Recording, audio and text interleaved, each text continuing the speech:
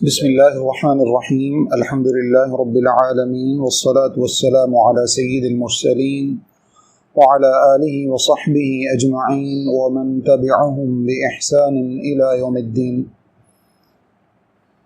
اما بعد قال اللہ عز وجل في محکم تنزیل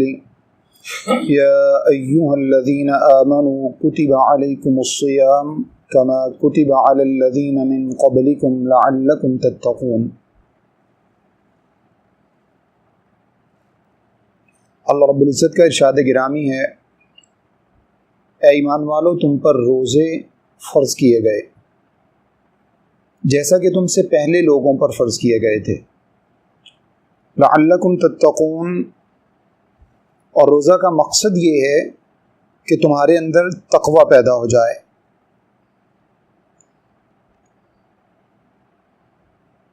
رمضان کے روزہ میں سب سے بنیادی بات جس پر مجھے اور آپ کو فوکس کرنا ہے دیگر تمام اعمال کے ساتھ، وہ تقوی کا حصول ہے۔ اللہ کا ڈر پیدا ہو جائے، ہم متقین میں شامل ہو جائیں، جتنے بھی اعمال اس میں بجا لائے جائیں ان سب کا مطمع نظر، ان کا مقصد، ان کا فلسفہ یہی ہو کہ کسی طرح سے انسان کو تقوی حاصل ہو جائے۔ رمضان المبارک اللہ تعالیٰ کی طرف سے بہت بابرکت مہینہ ہے، جس کے ساتھ بہت سے خاص معاملات اللہ رب العزت نے فرمائے، جس میں سے سب سے بنیادی بات روزہ، جس کا بھی ذکر میں نے آپ کے سامنے کیا، اور اس کے بعد اللہ رب العزت نے دنیا میں تمام کی تمام انسانیت کے لیے جس چیز کو سرچشمہ ہدایت بنایا، وہ کتاب قرآن مجید اللہ رب العزت نے رمضان المبارک میں نازل فرمائی۔ ارشاد فرمایا، شہر رمضان الذی انزل فیہ القرآن ھدی للناس وبینات من الھدی والفرقان۔ رمضان وہ ماہ مقدس ہے جس میں اللہ رب العزت نے قرآن مجید کو نازل فرمایا، اور وہ قرآن مجید ھدی للناس پوری کی پوری انسانیت کے لیے سرچشمہ ہدایت ہے، تمام لوگوں کے لیے منبع ہدایت ہے۔ اور اس کتاب کے اندر اللہ رب العزت نے حق اور باطل کے تمام دلائل کو بیان فرما دیا ہے، جس کے ذریعے حق اور باطل میں فرق کیا جا سکتا ہے۔ پھر رمضان المبارک کی ایک خاص بات جو رسول اللہ صلی اللہ علیہ وسلم نے بیان فرمائی، ان للہ تعالی عند کل فطر عتقاء من النار وذلک فی کل لیلہ۔ رسول اللہ صلی اللہ علیہ وسلم ارشاد فرماتے ہیں، رمضان المبارک کی ہر افطار کے وقت میں، اور ایک حدیث میں کل لیلہ کے الفاظ ہیں، ہر رات میں، رمضان کی ہر رات میں اللہ تعالیٰ کی طرف سے لوگوں کے لیے جہنم سے آزادی لکھ دی جاتی ہے۔ یہ رمضان کی خاص فضیلت ہے، لوگوں کے لیے جہنم سے آزادی، آگ سے آزاد ہونا لکھ دیا جاتا ہے۔ پھر اس کے بعد رمضان المبارک ایک ایسا مقدس مہینہ ہے جس میں خصوصی طور پر جنت کے دروازے کھول دیے جاتے ہیں، جہنم کے دروازے بند کر دیے جاتے ہیں، اور تمام کے تمام سرکش قسم کے شیاطین کو جکڑ دیا جاتا ہے، ان کو قید کر لیا جاتا ہے۔ رسول اللہ صلی اللہ علیہ وسلم ارشاد فرماتے ہیں، جامع ترمذی کے اندر نبی مکرم صلی اللہ علیہ وسلم کا یہ فرمان موجود ہے، اذا کان اول لیلۃ من شہر رمضان صفدت الشیاطین ومرضت الجن وغلقت ابواب النار فلم يفتح منها بابا وفتحت ابواب الجنہ فلم يغلق منها بابا۔ وَيُنَادِي مُنَادٍ يَا بَاغِيَ الْخَيْرِ أَقْبِلْ وَيَا بَاغِيَ الشَّرِّ أَقْصِرْ۔ نبی مکرم صلی اللہ علیہ وسلم ارشاد فرماتے ہیں کہ جب رمضان کی پہلی رات ہوتی ہے، تمام کے تمام سرکش شیاطین اور جنوں کو جکڑ دیا جاتا ہے، پھر خاص طور پر غلقت ابواب النار، جہنم کے تمام دروازوں کو بند کر دیا جاتا ہے، فلم یفتح منہا بابا، پھر ان میں سے کوئی دروازہ نہیں کھولا جاتا پورے رمضان میں۔ وفتحت ابواب الجنہ، اور جنت کے دروازوں کو کھول دیا جاتا ہے، فلم یغلق منہا باب، اور پھر جنت کے جو دروازے کھولے جاتے ہیں پورا رمضان ان میں سے کوئی دروازہ بند نہیں کیا جاتا۔ پھر اللہ کے نبی علیہ السلام فرماتے ہیں اور ایک پکارنے والا، وَيُنَادِي مُنَادٍ، اللہ کی طرف سے ایک ندا دینے والا ہر وقت ندا دیتا ہے، یا باغی الخیر اقبل، اے خیر کے طلب کرنے والے، بلائی اور نیکی کے طلبگار، آگے بڑھ اور نیکیوں کے موسم بہار سے فائدہ اٹھا لے، رحمتوں کے اس مہینے سے فائدہ اٹھا لے۔ وَيَا بَاغِيَ الشَّرِّ أَقْصِرْ، اور خیر کے بجائے برائیاں کرنے والے سے کہا جاتا ہے کہ اب بس کر دے، اب رک جا۔ یہ اللہ کی طرف سے رحمتوں والا مہینہ ہے، اس کے اندر اپنے آپ کو گناہ کرنے سے بچا لیجیے، جس کا معنی یہ نہیں ہے کہ باقی مہینوں میں گناہ کرنے کی اجازت ہے، بلکہ خاص طور پر یہ مہینہ ایک ٹریننگ ہے جس کے اندر انسان اپنے آپ کو نیکی کی طرف رغبت دلانے کی اور گناہ سے اپنے آپ کو بچانے کی ٹریننگ کرتا ہے، جس کے ذریعے پورا سال انسان اپنے آپ کو گناہوں سے بچانے کی کوشش کر سکتا ہے، پورا سال انسان اپنے آپ کو نیکی کی طرف لگانے کی کوشش کر سکتا ہے۔ تو اس وجہ سے نیکی کرنے والے کو رمضان میں اور زیادہ کوشش کر کے نیکی کی جستجو کرنا چاہیے، اور جو شخص اس سے پہلے برائی کا ارتکاب کر رہا تھا، اللہ رب العزت ہم سب کو برائی کے ارتکاب سے بچنے کی توفیق عطا فرمائیں۔ اس کو چاہیے کہ وہ عام دنوں میں بھی اللہ کی ناراضگی والے کاموں سے اجتناب کرے،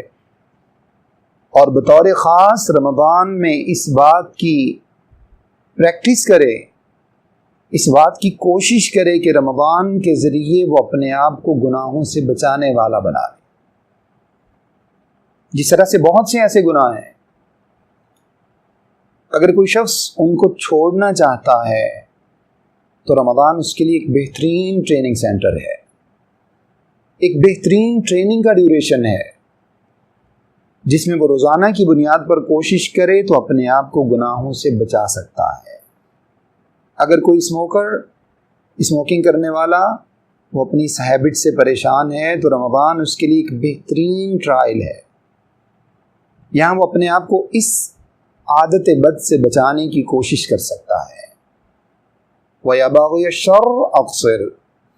اے برائی کا ارتکاب کرنے والے اپنے آپ کو روکنے کی کوشش کر، تاکہ تو پورا سال گناہوں سے بچا رہے۔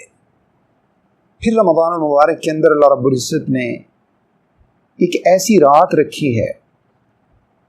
جس رات کی عبادت اگر کوئی شخص اس کو پا لے 1000 مہینوں سے زیادہ افضل ہے۔ اللہ قرآن مجید میں ارشاد فرماتے ہیں اِنَّا أَنزَلْنَاهُ فِي لَيْلَةِ الْقَدْرِ، ہم نے قرآن مجید کو قدر کی رات میں نازل کیا۔ وَمَا أَدْرَاكَ مَا لَيْلَةُ الْقَدْرِ، اور آپ کو کیا معلوم کہ قدر کی رات کیا ہے، اندازوں والی رات کیا ہے، جس میں تقدیر لکھی جاتی ہے، جس میں فیصلے کیے جاتے ہیں، اور جو اللہ کے ہاں بڑی برکت والی رات ہے۔ لیلۃ القدر خیر من 1000 شہر، وہ قدر والی رات اگر کوئی شخص اس رات کو جاگتے ہوئے عبادت کی صورت میں پالے خیر من الف شہر، تو اس کے لیے 1000 مہینے سے زیادہ کا ثواب لکھ دیا جاتا ہے۔ اللہ میں اس رات کو پانے کی توفیق عطا فرمائے۔ اور رسول اللہ صلی اللہ علیہ وسلم نے ارشاد فرمایا تحروا لیلۃ القدر، لیلۃ القدر کو تلاش کیا کرو آخری عشرے کی طاق راتوں میں۔ آخری عشرے کی طاق راتوں میں سے کسی ایک رات کے اندر اللہ رب العزت نے لیلۃ القدر کو چھپا دیا ہے، جس کا معنی یہ کہ آخری عشرے میں خاص طور پر عبادت کا اور زیادہ اہتمام کرنا چاہیے۔ صحیح حدیث میں رسول اللہ صلی اللہ علیہ وسلم کے بارے میں موجود ہے اذا جاء العشر،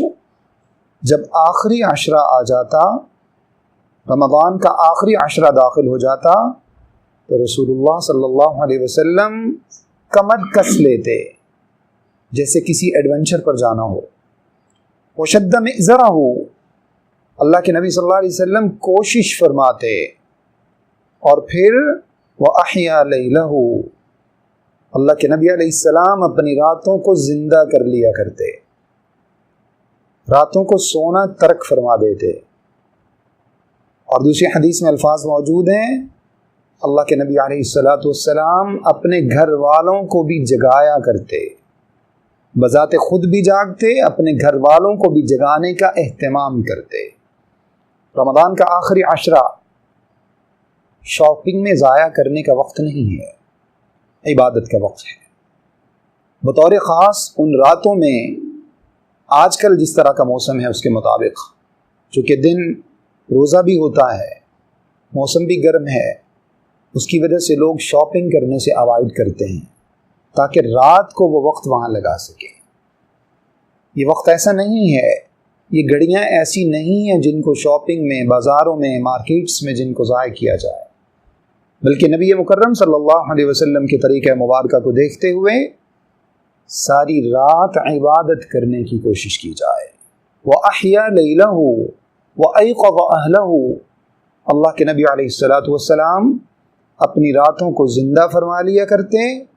اپنے گھر والوں کو جگایا کرتے، ان کو جاگنے کا حکم ارشاد فرماتے تاکہ رات کو بھرپور طریقے سے عبادت کی جا سکے۔ پھر اللہ کے نبی صلی اللہ علیہ وسلم نے ارشاد فرمایا رمضان کو اللہ رب العزت نے ایمان والوں کے لیے سفارش بنایا ہے، شفاعت بنایا ہے۔ یہ قیامت والے دن روزہ دار کے لیے سفارش کرے گا۔ اللہ کے نبی علیہ السلام فرماتے ہیں الصیام والقرآن یشفعان مشفعان، روزہ اور قرآن مجید یہ دونوں قیامت والے دن اللہ کے ہاں اپنے سے پیار کرنے والے کے لیے سفارش کریں گے، روزہ دار کے لیے، قرآن مجید کو پڑھنے والے کے لیے، اور فرمایا ان کی سفارش اللہ کے ہاں مقبول سفارش ہے،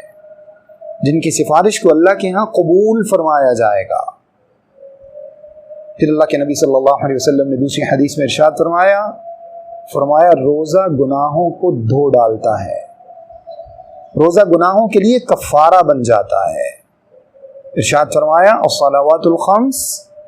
والجمعۃ الی الجمعۃ والرمضان الی رمضان مکفرات لما بینہن اذا اجتنبت الکبائر، او کما قال علیہ الصلاۃ والسلام۔ فرمایا اللہ کے نبی صلی اللہ علیہ وسلم نے 5 نمازیں، جب ایک نماز پڑھ کے دوسری نماز کا بھی اہتمام کیا جاتا ہے تو بیچ میں آنے والے تمام صغیرہ گناہ ان نمازوں کی وجہ سے اللہ معاف فرما دیتے ہیں۔ والجمعۃ الی الجمعۃ، جب ایک جمعہ اہتمام کے ساتھ ادا کیا جاتا ہے پھر دوسرا جمعہ بھی اسی اہتمام کے ساتھ ادا کیا جاتا ہے تو بیچ میں سرزد ہو جانے والے تمام کے تمام صغیرہ گناہوں کو اللہ ان جمعات کی وجہ سے معاف فرما دیتے ہیں۔ اور والرمضان الی رمضان، جب ایک رمضان کے روزے ایمان اور احتساب کے ساتھ رکھے جاتے ہیں اہتمام کے ساتھ رکھے جاتے ہیں اور دوسرے رمضان کے روزے بھی اسی طرح سے رکھے جاتے ہیں، تو بیچ میں آنے والے تمام صغیرہ گناہوں کو اللہ رب العزت ان رمضانوں کی وجہ سے معاف فرما دیتے ہیں۔ اذا اجتنبت الکبائر، جب کبیرہ گناہ سے بچنے کی کوشش کی جاتی رہے، کیونکہ کبیرہ گناہ بغیر توبہ کے معاف نہیں ہوتا۔ اب رمضان میں ہمیں کیا کیا اعمال بجا لانے چاہیے؟ سب سے پہلا عمل جو اللہ رب العزت نے بنیاد قرار دیا ہے، یا ایھا الذین آمنوا کتب علیکم الصیام، روزہ تم پر فرض کر دیا گیا ہے۔ روزہ رکھنا لازم ہے، فریضہ ہے، اللہ کی طرف سے ہر ایمان والے کی، ہر مسلمان کی ڈیوٹی ہے۔ اللہ رب العزت نے اسی رکوع کی دوسری آیت میں ارشاد فرمایا، فَمَنْ شَهِدَ مِنْكُمُ الشَّهْرَ فَلْيَصُمْ، جو تم میں سے رمضان کے مہینے کو پالے اس کو چاہیے کہ وہ رمضان کا روزہ رکھے، یہ اللہ کا حکم ہے۔ رمضان کا روزہ اس کو رکھنا چاہیے، یہ حکم ہے، یہ اس کی ڈیوٹی ہے۔ اس کے بعد جہنم سے دوری مل جاتی ہے اس شخص کو جو رمضان کے روزوں کا اہتمام کرتا ہے۔ رسول اللہ صلی اللہ علیہ وسلم صحیح حدیث میں یہ بات ارشاد فرماتے ہیں، ما من احد یصوم صوما فی سبیل اللہ الا باعد اللہ به وجہہ عن النار 70 خریفا او کما قال علیہ الصلاۃ والسلام۔ جب کوئی شخص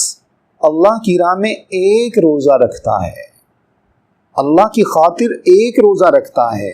وہ نفلی ہو یا فرضی ہو، وہ اللہ کے حکم سے ہو یا انسان تطوعاً اللہ کو راضی کرنے کے لیے روزہ رکھے، فرمایا جب ایک روزہ انسان رکھتا ہے تو اس کا کتنا بڑا اجر انسان کو ملتا ہے، الا باعد اللہ به وجہہ، اللہ رب العزت اس بندے کے چہرے کو دور فرما دیتے ہیں عن النار، جہنم کی آگ سے۔ کتنا؟ 70 خریفا، ایک روزے کی وجہ سے اللہ رب العزت اس بندے کو جہنم کی آگ سے 70 سال کی مسافت کے برابر دور فرما دیتے ہیں۔ اور جس نے 30 روزے رکھے تو خود سے ملٹیپلائی کر لیجئے 7 کے ساتھ، کتنے زیادہ اللہ رب العزت اس کو کم و بیش 2100 سال کی مسافت کے برابر اللہ رب العزت اس بندے کو جہنم کی آگ سے دور فرما دیتے ہیں، جو ایک روزے کا اہتمام کرتا ہے اور جو پورے مہینے کا اہتمام کرتا ہے۔ پھر نبی مکرم صلی اللہ علیہ وسلم نے ارشاد فرمایا رمضان کا روزہ رکھنے کی وجہ سے اللہ انسان کے تمام گناہوں کو معاف فرما دیتے ہیں۔ صحیح بخاری کے اندر آپ صلی اللہ علیہ وسلم کا یہ فرمان گرامی موجود ہے، من صام رمضان ایمانا واحتسابا غفر له ما تقدم من ذنبه او کما قال علیہ الصلاۃ والسلام، جو بندہ رمضان کا روزہ رکھتا ہے ایمان کے ساتھ اور احتساب کے ساتھ، اپنا محاسبہ کرتے ہوئے، اپنے ایمان کی تجدید کرتے ہوئے،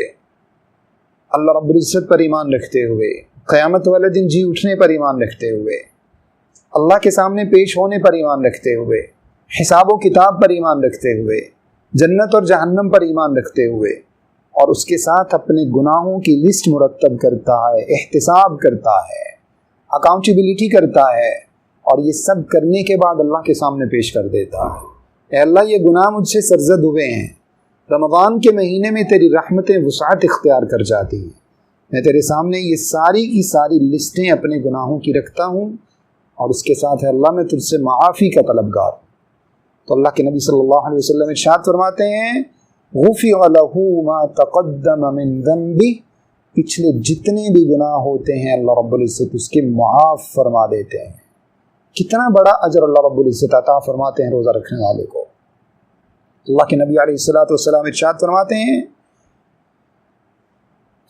کل عمل ابن آدم لہو، اللہ رب العزت نے فرمایا حدیث قدسی میں، انسان کا ہر عمل انسان کا جو وہ بجا لاتا ہے اللہ کی طرف سے اس کی نیکی لکھ دی جاتی ہے، اور وہ نیکیاں ایک دوسری روایت کے مطابق 10 سے لے کر 700 تک بڑھا دی جاتی ہیں۔ لیکن رمضان کے روزے کے بارے میں اللہ رب العزت نے ارشاد فرمایا الا الصوم فإنه لی وأنا أجزی بہ، رمضان کے روزے کے ثواب اور نیکی کا، اجر کا کوئی شمار نہیں ہے، الا الصوم مگر روزہ میرے لیے اور اس کی جزا صرف میں ہی دوں گا، اس کا شمار فرشتوں کے بس کی بات نہیں ہے، روزے کے اجر کا ثواب فرشتوں کے بس کی بات نہیں ہے، یہ خالص انسان اللہ کے لیے رکھتا ہے تو اللہ رب العزت نے فرمایا اس کا اجر بھی میں اپنے پاس سے اسپیشل روزہ دار کو عطا فرماؤں گا۔ دوسری حدیث میں اللہ کے نبی صلی اللہ علیہ وسلم ارشاد فرماتے ہیں جنت کے دروازوں میں سے ایک پروٹوکول کا دروازہ ہے جس دروازے کو باب الریان کہا جاتا ہے، سیرابی کا دروازہ، جو انسان کو سیراب کر دے گا، جس کے بعد انسان کی بھوک اور پیاس ختم ہو جائے گی، انسان کو بھوک اور پیاس کا احساس ختم ہو جائے گا، وہ دروازہ بند ہوگا، لا يدخل منہ احد، اس دروازے میں سے کوئی داخل نہیں ہو سکے گا الا الصائمون، مگر روزہ دار۔ اللہ کے نبی صلی اللہ علیہ وسلم فرماتے ہیں قیامت والے دن میدان کے اندر لوگوں کو پکارا جائے گا، اللہ کی طرف سے آواز دی جائے گی، ندا بلند کی جائے گی، این الصائمون، آج روزہ دار کہاں ہیں؟ فیقومون، روزہ دار کھڑے ہوں گے، ان سب کو تمام لوگ حسرت سے دیکھ رہے ہوں گے۔ جب وہ روزہ دار کھڑے ہوں گے اللہ کے نبی صلی اللہ علیہ وسلم فرماتے ہیں ان کو بلایا جائے گا اس VIP گیٹ پر، باب الریان پر ان کو طلب کیا جائے گا، اور وہاں اس دروازے کو صرف روزہ داروں کے لیے کھولا جائے گا۔ فرمایا فَيَدْخُلُ مِن، یہ روزہ دار اس دروازے میں سے داخل ہو جائیں گے، کما قال علیہ الصلاۃ والسلام۔ اس کے بعد اللہ کے نبی صلی اللہ علیہ وسلم فرماتے ہیں پھر یہ دروازہ بند کر دیا جائے گا، لا يدخل منہ احد، روزہ داروں کے سوا کوئی دوسرا شخص اس دروازے میں سے داخل نہیں ہو سکے گا۔ دوسرا عمل جس کو بجا لانے کی ضرورت ہے، قیام اللیل، نماز تراویح کا اہتمام۔ اللہ کے نبی صلی اللہ علیہ وسلم ارشاد فرماتے ہیں من قام رمضان ایمانا واحتسابا غفر له ما تقدم من ذنبه، جس شخص نے رمضان کا قیام کیا، تراویح کو ادا کیا، اور دوسری حدیث میں موجود ہے جس میں اللہ کے نبی صلی اللہ علیہ وسلم نے فرمایا من قام مع الامام حتى ينصرف، جس نے امام کے ساتھ رمضان کا قیام کیا یہاں تک کہ امام سلام پھیر دے، اپنی نماز مکمل کر لے، اللہ کے نبی صلی اللہ علیہ وسلم نے فرمایا کتب له قیام لیلۃ، امام کے ساتھ قیام کرنے والے کے لیے پوری رات کا اجر لکھ دیا جاتا ہے، پوری رات کے قیام کا ثواب لکھ دیا جاتا ہے۔ اور جو شخص من قام رمضان، جس نے پورے رمضان میں قیام اللیل کا اہتمام کیا، ایمانا واحتسابا، ایمان اور احتساب کے ساتھ، غفر له ما تقدم من ذنبه، اللہ رب العزت اس کے پچھلے تمام گناہوں کو معاف فرما دیتے ہیں۔ پھر اللہ کے نبی صلی اللہ علیہ وسلم رمضان المبارک میں صدقہ کا خاص اہتمام فرماتے۔ حدیث میں موجود ہے اللہ کے نبی صلی اللہ علیہ وسلم کان النبی اجود الناس، اللہ کے نبی علیہ السلام لوگوں میں سب سے زیادہ سخاوت کرنے والے تھے، اور جب رمضان آ جاتا اللہ کے نبی صلی اللہ علیہ وسلم کی سخاوت اور زیادہ بڑھ جاتی۔ جب اللہ کے نبی صلی اللہ علیہ وسلم جبریل امین علیہ السلام سے ملاقات فرماتے تو اللہ کے نبی صلی اللہ علیہ وسلم بہت زیادہ سخاوت فرماتے، اتنی کہ حدیث میں موجود ہے کان اجود بالخیر من الریح المرسلہ، جیسے تیز آندھی چلتی ہے ہر گھر کے اندر اس کے اثرات محسوس کیے جاتے ہیں تیز آندھی کے، اسی طرح سے اللہ کے نبی صلی اللہ علیہ وسلم کی سخاوت رمضان المبارک میں ہر جگہ پر محسوس کی جاتی، اتنی زیادہ سخاوت فرماتے جیسے تیز آندھی اور طوفان چلتا ہے۔ تو اس وجہ سے ہمیں صدقہ کا اہتمام کرنا چاہیے رمضان المبارک میں۔ پھر قرآن مجید کی تلاوت، اللہ کے نبی صلی اللہ علیہ وسلم فرماتے ہیں من قرأ حرفا من کتاب اللہ فلہ بہ حسنۃ، جس بندے نے قرآن مجید کا ایک حرف تلاوت کیا اس کے لیے 10 نیکیاں لکھ دی جاتی ہیں۔ اور الف لام میم کے بارے میں اللہ کے نبی صلی اللہ علیہ وسلم نے فرمایا یہ ایک حرف نہیں ہے بلکہ 3 حروف ہیں، ان کو پڑھنے پر 30 نیکیاں لکھی جاتی ہیں۔ قرآن مجید رمضان المبارک کے اندر نازل ہوا۔ رمضان قرآن مجید کا مہینہ ہے، اس وجہ سے جس طرح سے ممکن ہو سکے انسان تلاوت کا اہتمام کرے۔ اس کے بعد چوتھا عمل جس کا اہتمام کرنے کی ضرورت ہے، دعا، ذکر اور استغفار کا اہتمام ہے۔ اللہ کے نبی صلی اللہ علیہ وسلم ارشاد فرماتے ہیں 3 دعوات لا ترد، 3 دعائیں ایسی ہیں جن کو اللہ کی طرف سے رد نہیں کیا جاتا۔ نمبر 1 دعوت الوالد لولدہ، والد کی دعا اپنی اولاد کے حق میں جب ہوتی ہے اللہ رب العزت اس دعا کو رد نہیں فرماتے، اللہ اس دعا کو قبول فرماتے ہیں۔ پھر ودعوت الصائم، روزہ دار کی دعا کو اللہ رب العزت قبول فرماتے ہیں۔ نمبر 3 ودعوت المسافر، سفر کرنے والے کی دعا کو اللہ رب العزت قبول فرماتے ہیں، رد نہیں فرماتے۔ دوسری حدیث میں موجود ہے، اللہ کے نبی صلی اللہ علیہ وسلم نے ارشاد فرمایا ان للصائم عند فطره دعوت لا ترد، جب افطار کا وقت ہوتا ہے اس وقت روزہ دار کے لیے اللہ کی طرف سے اسپیشل دعا کی ٹائمنگز ہیں۔ اس وقت میں وہ جو بھی دعا اللہ رب العزت سے کرتا ہے اللہ رب العزت اس کی دعا کو قبول فرماتے ہیں، اس کو رد نہیں فرماتے، کیونکہ اللہ کے نبی صلی اللہ علیہ وسلم نے ارشاد فرمایا للصائم فرحتان، روزہ دار کے لیے اللہ نے 2 خوشیاں رکھی ہیں، 2 فرحتیں رکھی ہیں، فرحت عند فطرہ وفرحت عند لقاء ربہ۔ پہلی خوشی اس وقت جب وہ پورا دن بھوکا پیاسا رہ کر اپنی زبان کو گناہوں سے بچا کر، اپنے ہاتھوں کو گناہوں سے بچا کر، اپنے دل کو گناہوں سے بچا کر افطار کے وقت میں اللہ رب العزت کے سامنے افطاری کا سامان سامنے رکھ کر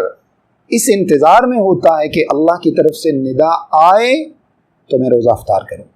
اس کے اختیار میں ہے سب کچھ، لیکن اس وجہ سے ہاتھ نہیں ہلاتا کہ اللہ کا حکم نہیں ہے۔ فرمایا ایک خوشی روزہ دار کو تب نصیب ہوتی ہے، اور دوسری خوشی وفرحت عند لقاء ربہ، جب اللہ سے ملاقات کرے گا تو دوسری خوشی انسان کو تب نصیب ہوگی۔ اس وجہ سے جس قدر ممکن ہو سکے انسان رمضان کے اندر دعاؤں کا اہتمام کرے، استغفار کا اہتمام کرے، اذکار کا اہتمام کرے، اور جتنی بھی نیکیاں انسان سے ممکن ہو سکتی ہیں ان کو بجا لانے کی کوشش کرے، جس قدر ممکن ہو سکتا ہے گناہ سے بچنے کی کوشش کرے، کیونکہ نبی صلی اللہ علیہ وسلم نے ارشاد فرمایا من لم يدع قول الزور والعمل به فليس لله حاجة ان يضع طعامه وشرابه، جو بندہ روزہ رکھ لیتا ہے لیکن اپنی زبان کے گناہوں سے بچنے کی کوشش نہیں کرتا، جھوٹ بولنے سے بچنے کی کوشش نہیں کرتا، جھوٹی گواہی سے نہیں بچتا، بدگمانی سے نہیں بچتا، غیبت اور چغلی سے نہیں بچتا، بہتان سے نہیں بچتا،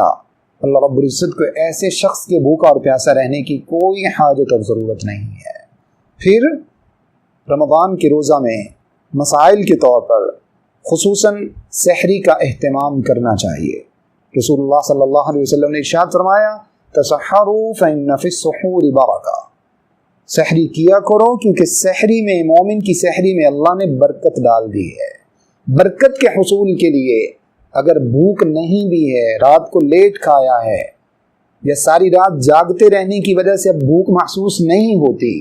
صرف برکت کے حصول کے لیے کچھ نہ کچھ کھا لینا چاہیے۔ حدیث میں موجود اللہ کے نبی صلی اللہ علیہ وسلم نے فرمایا مومن کی سب سے بہترین سحری کھجور ہے، اگر اور کچھ نہیں تو کم از کم طاق عدد میں کھجور لے لی جائے تاکہ برکت کے حصول کو انسان جو ہے وہ حاصل کرنے کی کوشش کر سکے۔ پھر اللہ کے نبی صلی اللہ علیہ وسلم نے افطاری سے متعلق یہ بات ارشاد فرمائی لا یزال الناس بالخیر ما عجل الفطر، لوگ اس وقت تک بھلائی پر رہیں گے جب تک افطار میں جلدی کرتے رہیں گے۔ رسول اللہ صلی اللہ علیہ وسلم کی عادت مبارکہ تھی، آپ سحری دیر سے فرمایا کرتے، اینڈنگ ٹائم پہ اللہ کے نبی صلی اللہ علیہ وسلم سحری فرماتے، جب بالکل وقت تھوڑا بچ جاتا، اور افطاری کے وقت میں اللہ کے رسول صلی اللہ علیہ وسلم اسٹارٹنگ ٹائم میں افطار فرمایا کرتے، جیسے ہی وقت داخل ہو جاتا اللہ اکبر کی ندا ہو جاتی۔ اور یہ یاد رکھ لیجئے اس وقت ہمارے معاشرے میں بعض جگہوں پر جو اس طرح کا سلسلہ ہے جہاں پر احتیاط کے طور پر 2-4 منٹ ویٹ کیا جاتا ہے، یا اسی طرح سے اذان کے بجائے کسی اور بات کے اوپر پہلے لوگوں کو افطاری کی اطلاع دی جاتی ہے، یہ طریقہ اللہ کے رسول صلی اللہ علیہ وسلم سے ثابت نہیں ہے۔ اللہ کے نبی صلی اللہ علیہ وسلم کے عہد مبارک میں سحری بھی اذان کے ساتھ ختم ہوتی، افطاری بھی اذان کے ساتھ ابتدا ہوتی۔ تو جیسے ہی اللہ کی طرف سے ندا بلند کی جاتی، آواز آتی اللہ اکبر اللہ اکبر، اللہ کے نبی صلی اللہ علیہ وسلم فوراً افطار فرما لیا کرتے، احتیاط کے نام پر یا کسی اور وجہ سے دیر نہیں فرماتے تھے۔ اور اللہ کے نبی صلی اللہ علیہ وسلم نے فرمایا لوگ اس وقت تک ہمیشہ بلائی کے ساتھ رہیں گے جب تک لوگ افطار میں جلدی کرتے رہیں گے۔ اللہ سے دعا ہے کہ جو کچھ میں نے آپ کے سامنے بیان کیا مجھے اور آپ سب کو سمجھنے، عمل کرنے اور آگے پہنچانے کی توفیق عطا فرمائیں۔ استغفر اللہ لی ولکم ولسائر المسلمین۔ السلام علیکم ورحمۃ اللہ وبرکاتہ۔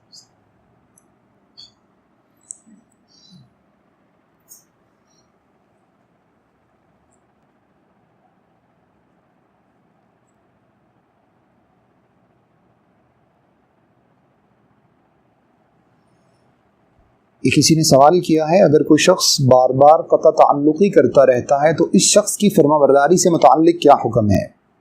کیا اس سے ملنے سے گریز کیا جا سکتا ہے، خواہ اولاد ہو یا میاں ہو یا بیوی ہو؟ سبق سکھانے کے لیے، اس کو متنبہ کرنے کے لیے، اس کو ریمائنڈر دینے کے لیے اس سے کچھ وقت کے لیے علیحدگی اختیار کی جا سکتی ہے، لیکن جس چیز کا وہ مرتکب ہے قطع تعلقی کا، اسی چیز کا ہم ارتکاب کر لیں قطع تعلقی کا، یہ بات درست نہیں ہے۔ اللہ رب العزت نے قرآن مجید میں اس بات سے منع فرمایا ہے، اور پھر فرمایا کہ وَيَدْرَؤُونَ الْحَسَنَ وَيَدْرَؤُونَ السَّيِّئَةَ بِالْحَسَنَ۔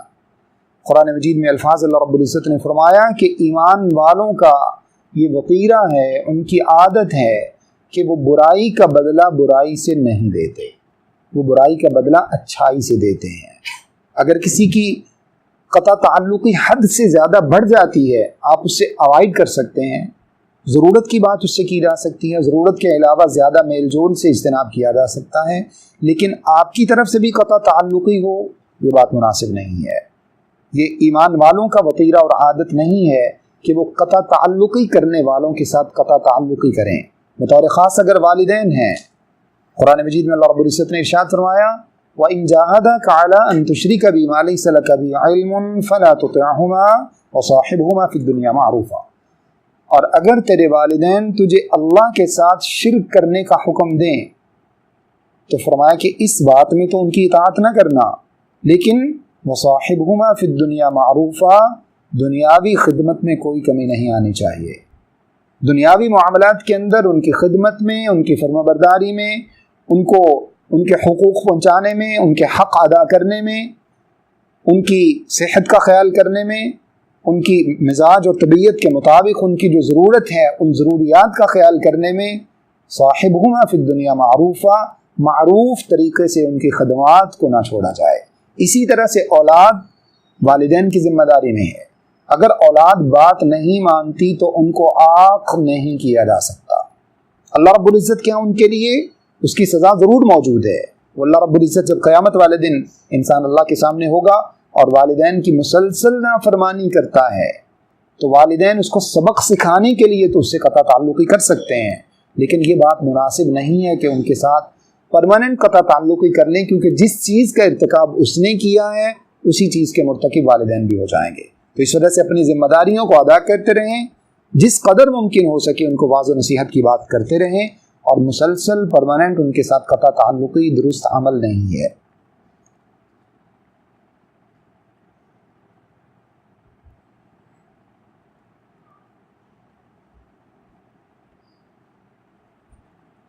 دوسرا سوال ہے وراثت سے متعلق، کسی کا انتقال ہو جاتا ہے، کیا اس شخص کی ساری چیزیں تقسیم کر دی جائیں یا اللہ کی راہ میں دے دی جائیں؟ اور اگر کوئی اولاد یا ماں باپ یا بیوی اس کی کوئی چیز یادگار کے طور پر رکھیں تو اس کے متعلق کیا حکم ہے؟ وراثت کے متعلق